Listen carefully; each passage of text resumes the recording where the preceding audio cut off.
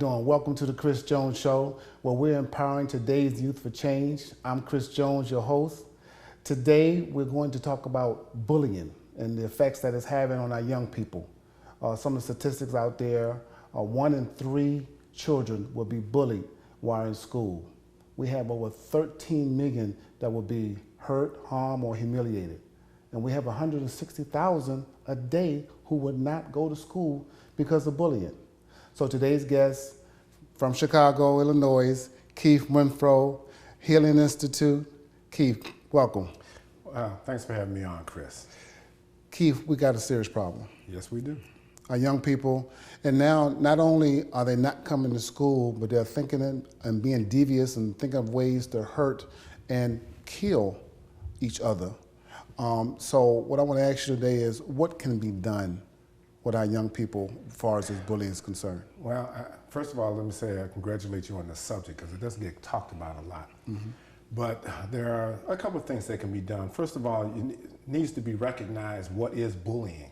Mm-hmm. And bullying comes in different forms. You can get bullied physically, you can be bullied emotionally, and of course we know now that there's bullying on the internet. Right. It needs to be recognized not only by the child who's being bullied, but also by the parent, so that when they see a difference in the child's behavior, that they know this is a point at which they need to intervene. And that's going to come through conversation, which means they should have established a good relationship and a good rapport with their child, mm-hmm. talk about what's going on in school. Because as you say, if they don't go to school, they're not going to have any conversation. Correct. As a parent, you can kind of tell when the child's not going and when they're, shucking and jiving, particularly when it's been going on for a while. But when you recognize that, then you have to be able to intervene. And what is known in quite a few states, that it is against the law for children to be bullied in school. The school officials have an obligation, a legal obligation, to intervene and see to it that the bullying stops for the very reasons that you're bringing the subject up. Because mm-hmm. kids are killing kids based upon being bullied. And the killing is being a result of the children feeling that they have to defend themselves, mm-hmm. feeling that whoever their peers are and their guardians, whether it's the parent or aunt or whatever the relationship might be, is not able to protect them. So now they're coming to school with knives, they're coming to school with guns. Mm-hmm. I get kids that come in for the very issue you're talking about, mm-hmm. because they've been suspended from school and the parent brings them in, and it has been from bullying when I find out from the child. Now the mother didn't know that's what it was. Right. But they are getting suspended because they're bringing weapons to school.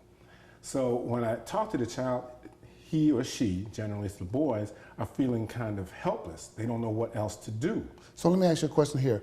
What type of children then are the type that are being bullied? Generally, a child that is being bullied is more of, they're bullied by someone who makes a decision that this child is weak and not strong.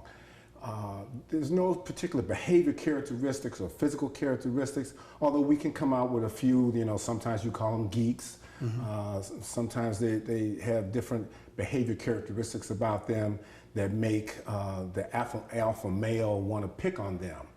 But overall, anyone can be bullied. Like I said, that's more the physical. You can get the emotional, mm-hmm. when they're just calling you names, when they talk about your family, when they want to talk about, particularly with geeks, as I just said, they want to say, it's not a good thing to be a nerd. Mm-hmm. It's not a good thing to be intelligent.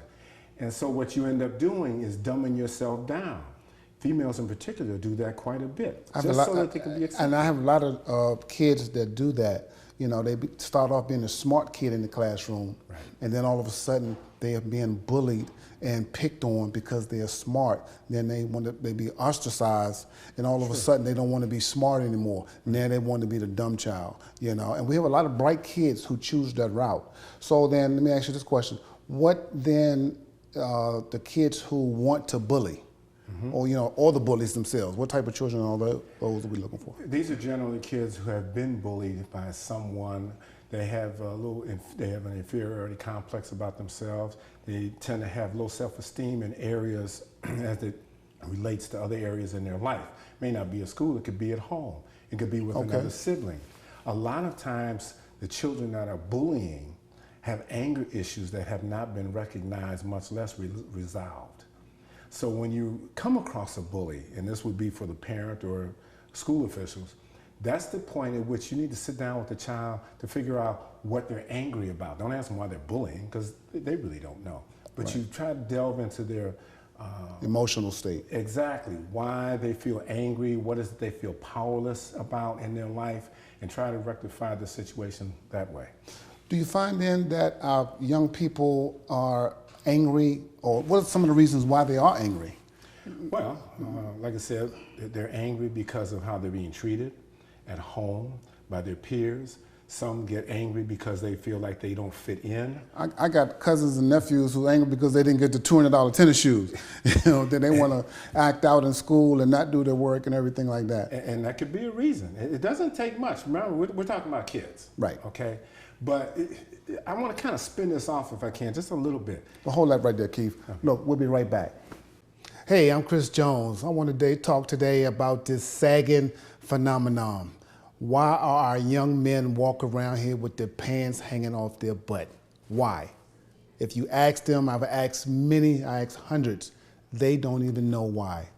So parents, young people, let's have a conversation about that. It's time to stop it.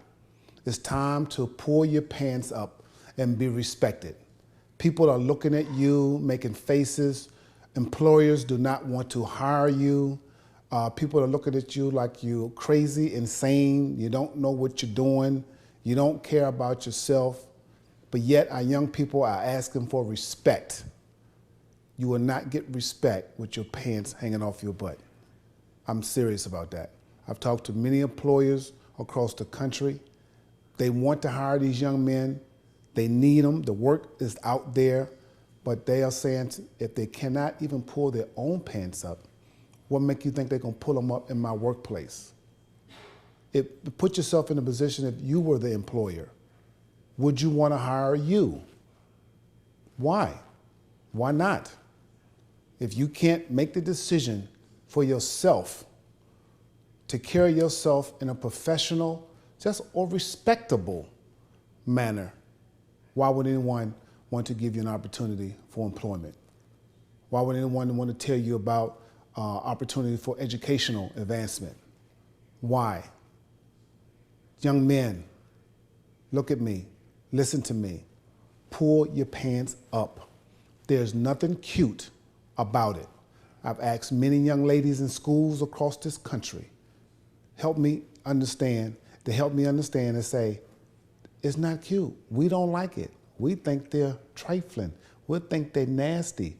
They don't even know why they do it. So I'm gonna ask you again, young men, why? Why? You know, with so many sayings out there, we're doing it because we was in jail, or that's the jailing experience, or we homosexual, or we gay, or we want to be. Listen, pull your pants up. Nobody needs to be questioning your sexuality or any of that mess. What you do in your personal life is your personal life, okay? Get serious about your life. It's your life. Policemen across this country are making judgments on you and making a decision that, oh, he doesn't care. So I'm not going to care about him. I'm going to disrespect him. He's already disrespecting himself. And then we get mad and angry and frustrated and pissed off. And we need to take a look within. I'm Chris Jones. Reach me at chrisjonesspeaks.com. Hey, welcome back to the Chris Jones Show. Here with my guest, Keith Renfroe from Inner Healing Institute, psychotherapist, and we're talking about bullying. Keith. Yes. Now, we've been watching what's going on TV with some of these cops. A lot of these cops. Mm-hmm. And being a former law enforcement, it's upsetting. You know, some of the things that they are doing, the way they're doing it. I mean, it's almost like they're the bullies. Well, it's not almost like. It is, some of this is bullying tactics. Okay. Some of the situations, and I don't really want to point out anything in particular right now, you know, but some of the reports that I've heard over the news, like anyone else has, you can observe that the behavior by the law enforcement officer who has the power is misusing and abusing it. So it makes me think every time I hear about one of these stories, what's going on with him at home that makes him have to feel that he has to take his anger out on citizens who don't have the power to obviously combat police officers, whether it's physical or verbal. And if they do, we know what's going to happen. Yeah, it usually ends up kind of tragic. Right. So I don't know what happens in the aftermath with police officers, but I know in some departments they have specialists, for psychologists who work with police officers who are involved in these kinds of incidents to help them through their issues. Sometimes after incidents, a lot of times before that, so they don't occur. But you have to understand that this is the physical bullying. A lot of times it starts off with verbal bullying. And what the citizen would do, which is the same thing any other kid in school would do, is you get defensive. And you want to know why you're being challenged, particularly when you're dealing with males. You start, when a male is asked a question that they're uncomfortable with, they don't feel like, I'm uncomfortable with this, let me think about it. They feel that they're being challenged. And the natural instinct for any man being challenged is to defend himself. Well, this puts a person on guard, whether it's with law enforcement or just the guy next door. So, you know, these things, again, is something that has to be looked at. And you're making great points here. And this is why I wanted to talk about this on the show today, because oftentimes these young people grow up and carry this issues with them that they have never resolved as a child. They have never got through the bullying. You know, I was bullied when I was a child, so when I get older and get in a position of power, I'm going to do this and I'm going to do that. And so what I want our young people to be able to understand is how to get help, how to report it. I mean, what's some of the best ways you think now as a teenager that they could do in school to try to combat the issue without addressing it, without getting expelled, without getting suspended? You know, I know the schools are, you know, trying, but what's some of your recommendations? Well, the first thing I think they need to do is to be able to find someone at the school or home that they feel comfortable talking to. Because this is all about verbal communication.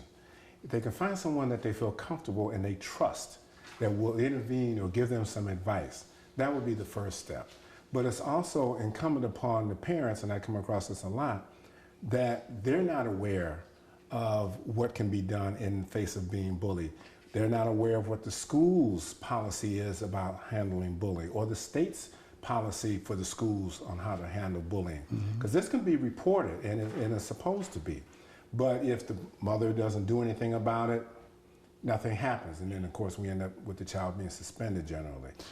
The child should, at that point, learn some techniques on how to deal with the bully himself. And if it's verbal, if I can, one of the things that I tell kids to say when they start talking about you is real simple. Say, okay. Now, when they're talking about you, it's only two things going to happen. They're either they're going to say something that's correct, or they're going to say something that's wrong. So if they say it's correct, just say, okay, why are you going to argue about and get mad about something that's true? Therefore, we're hoping that they stop. But you have to keep it up, because they're going to go for another statement, and you keep saying, okay, okay. Here's the other fact about bullying. They do it in front of other people. They don't do it one-on-one where nobody else can see that, because there's no advantage to the bully. And again, he's not feeding his ego, which is why he's doing this. He's not feeling important, which is why he's being the bully. So the more the victim, in this case, says okay, the more he disarms the bully. And the scene gets to change from the victim to the bully looking silly, and he'll back off. Okay, so now they do that. Here's what happens. Now they're going to the internet. Cyberbullying. That's the big issue. That's the next big issue. With kids now are 9 times as likely to commit suicide from cyberbullying. You know, on Facebook, on social media, and they're just talking about them, and they're reading this stuff and being intimidated and ready to, and some have killed themselves. And so now what do we do with the cyberbullying? Well, see, that comes back to the parents' involvement. The kids stay on the internet. You know, you and I live in a generation where it didn't exist. Right. Now that's all the kids do is stay on the internet or on their phones. The parent needs to have some access to the child's internet website or whatever access they may have all the time. Read these text messages. Read the Facebook pages that they put out there. See who's talking about who. Not only does it prevent some of the bullying that occurs, but it also gets your child or you to see where your child is in the scope of these different activities, whether it's about bullying or just, you know, we didn't talk about sex, but sex is another issue for teenagers. A lot of pressure. A lot of pressure, a lot of peer pressure involved here. So this allows, if the parent is more vigilant about doing these things, and it doesn't take a lot to do this. You can do this in 15 minutes, but you have to do it. And that's kind of where I think the parents are falling short, that by not doing their checks and balance with what their children do. And I know, you know, parents, particularly single parents, have a lot on their plate to deal with, but when you start considering what your priorities are, and the priority is the best interest of your child, it's worth 15 minutes out of your day for that, even if you come home tired after 12 hours worth of work. And it is, and you know, and this is what this show is all about, is trying to empower our young people, you know, to be great, to go out here and do something great that they have within them. We'll be right back. Hey, I'm Chris Jones. I want to talk today about this sagging phenomenon. Why are our young men walk around here with their pants hanging off their butt? Why? If you ask them, I've asked many, I asked hundreds, they don't even know why. So parents, young people, let's have a conversation about that. It's time to stop it. It's time to pull your pants up and be respected. People are looking at you, making faces. Employers do not want to hire you. People are looking at you like you're crazy, insane. You don't know what you're doing. You don't care about yourself. But yet our young people are asking for respect. You will not get respect with your pants hanging off your butt. I'm serious about that. I've talked to many employers across the country. They want to hire these young men. They need them. The work is out there. But they are saying if they cannot even pull their own pants up, what make you think they're going to pull them up in my workplace? Put yourself in a position if you were the employer.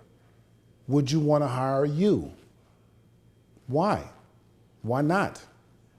If you can't make the decision for yourself to carry yourself in a professional, just or respectable manner, why would anyone want to give you an opportunity for employment? Why would anyone want to tell you about opportunity for educational advancement? Why? Young men, look at me, listen to me. Pull your pants up. There's nothing cute about it.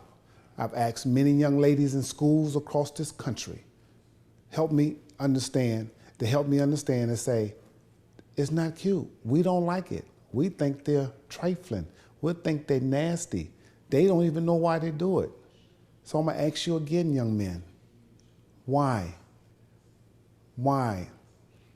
You know, with so many sayings out there, we're doing it because we was in jail, or that's the jailing experience, or we homosexual, or we gay, or we want to be.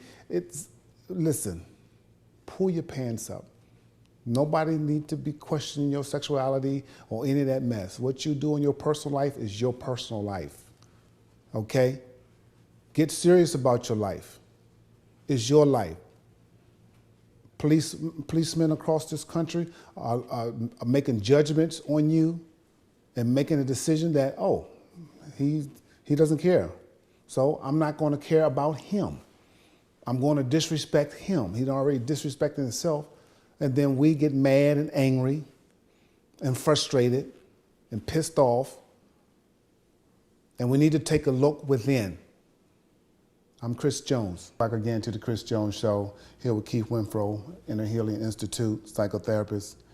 Keith, Frederick Douglass has one of the best quotes I've ever read. It's easier to build strong children than to repair broken adults. Absolutely. And this bullying, and people don't understand how it affects us early in life and carries on. We talked about the police officers, but we had other adults in other areas, not just police officers, in position of power, managers, supervisors. And our young people who have never had an opportunity to deal and what to do and how to address, and these anger issues come out in the workplace. And again, being a former law enforcement, we talk about this workplace violence. These are some of the issues that are coming out inside of people that they've been carrying for 10, 20 years. And so with all that being said, in closing this up, what do you think the best thing for us to, how do we inspire young people? How do we continue to help them understand the effects of bullying and everything they need to do? Well, again, it's about being informed, and the schools can inform them about bullying, but they need to be able to recognize it, and they need to be able to feel free to talk about this. One of the major issues here is communication. Males don't communicate verbally so much. They need to begin to do that a little bit more. What we're talking about is being able to express yourself. Does not make you weak? No, it doesn't make you weak. Okay, I just want to hear you say it. I know it is not. It doesn't make you, in fact, it makes you smart. That's right. Okay, and it makes you strong, because in that, what you're doing is learning how to manage problem solving. Because maybe you're angry with the person. But it also means that, which I didn't get a chance to say, is it's all about anger management. Right. They're angry with something, not necessarily with the person that they're bullying, but from some other reason. They need to learn how to deal with that anger. And a lot of this is learned behavior from home. Again, as I said earlier, that's when they need to find somebody that they have comfortable enough that they can go and talk to and express what's going on about how they're feeling so that they can get some resolution. That's why we have these suicide hotlines, which is another one. If you're being bullied and you feel you have no place to turn, call the local suicide hotline. There's a national suicide hotline. These things are there to help teenagers as well as adults on dealing with bullying. Because again, as we're talking about teenagers, it still happens among adults. Yes. They still feel the same way. They're being bullied, as you said, on their job. They've got bosses and supervisors. And there's one institution I know, and I don't want to name who it is. I get more patients from this one particular organization, and they all claim that they're being bullied by their supervisor. Right. And they seem to have the same story, but in different locations. So my point being is, they need to understand how to manage these people. They need to know what the resources are, what the recourses are. And a lot of times we end up hearing about people going to EEOC because they're not being treated fairly, because the supervisor or whoever's in charge is taking undue stress out on them.